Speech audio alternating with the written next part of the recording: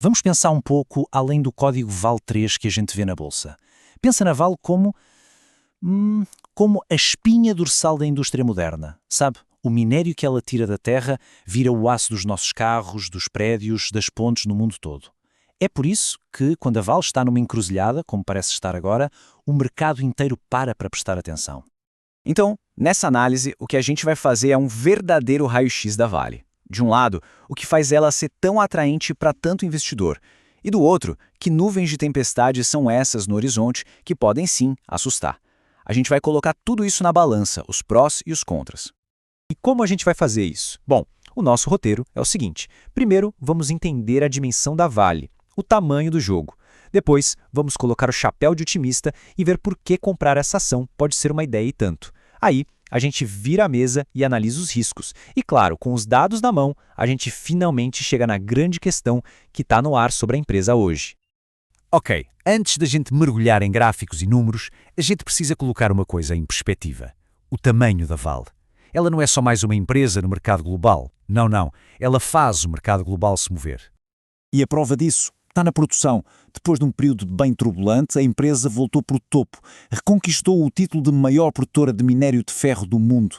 A gente está falando de 336 milhões de toneladas. É um volume que mostra uma capacidade de recuperação e de execução que é, no mínimo, impressionante. Muito bem, agora vamos para a parte que interessa muita gente. Por que alguém compraria ações da Vale hoje? O que é que alimenta todo esse otimismo? Vamos dar uma olhada no que o mercado chama de bull case, a tese otimista. Olha, a razão número 1 para a popularidade da Vale pode ser resumida numa expressão bem brasileira: vaca leiteira.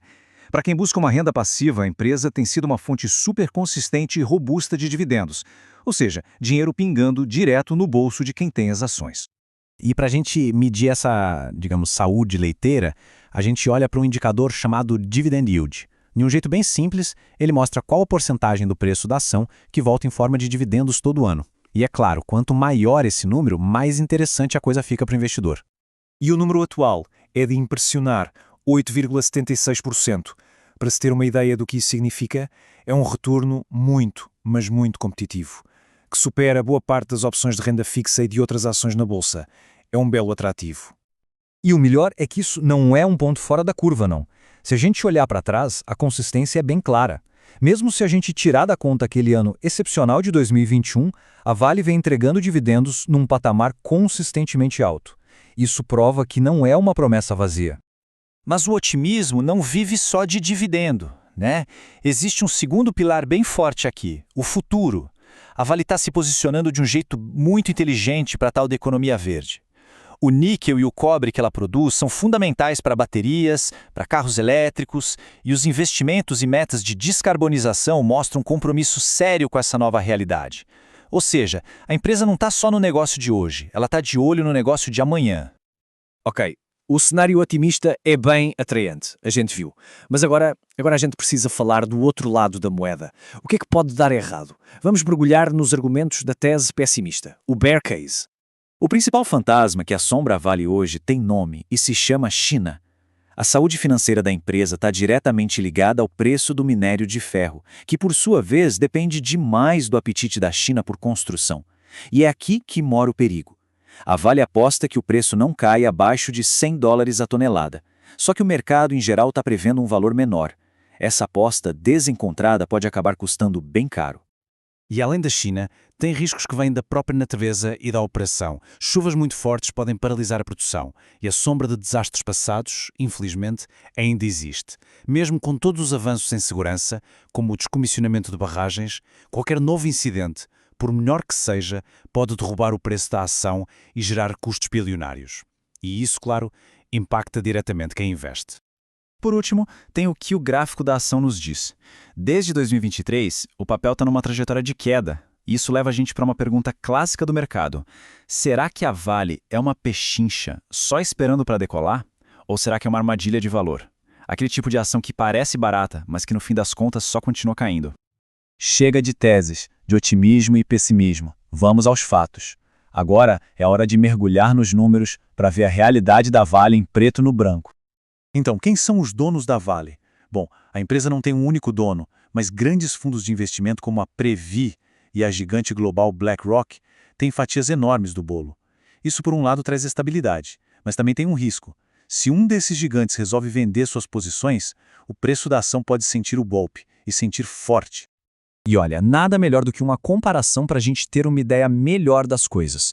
Colocando a Vale lado a lado com uma concorrente, a CSN Mineração, a gente vê que a CMN tem sido mais eficiente, com margens de lucro maiores. O ROE dela também é mais alto e essa métrica basicamente mostra a capacidade de gerar lucro com o dinheiro dos acionistas. Por outro lado, um ponto bem positivo para a Vale é o baixo nível de endividamento, o que a torna financeiramente mais sólida. Isso tudo nos leva à pergunta-chave. A ação está barata ou está cara? Uma das formas de medir isso é um indicador chamado EV/EBITDA. Sem entrar muito no detalhe técnico, o número da Vale de 4.1 é considerado baixo. Em outras palavras, os números sugerem que o mercado pode estar pagando menos pela empresa do que ela realmente valeria, o que, claro, reforça a tese dos otimistas. E assim, a gente chega ao final do nosso raio-x. Fica bem claro que a Vale está de facto numa encruzilhada. De um lado, um caminho de um potencial enorme e do outro, um caminho cheio de perigos bem reais. E no fim, tudo se resume a esta pergunta. A Vale é uma gigante adormecida que está sendo negociada com desconto e pronta para acordar? Ou é uma armadilha de valor clássica com riscos que superam o potencial de ganho? Os argumentos para os dois lados, como a gente viu, são fortes. A decisão final está em qual lado da balança pesa mais para quem decide investir. Em resumo, o conflito central é este aqui. De um lado, a promessa de uma vaca leiteira que também está se preparando para a economia verde do futuro. E do outro lado, o alerta de uma empresa que depende demais de fatores voláteis e com riscos que são difíceis de ignorar. A narrativa que vai prevalecer nos próximos anos é o que vai definir o futuro da Vale e, claro, de quem investir nela.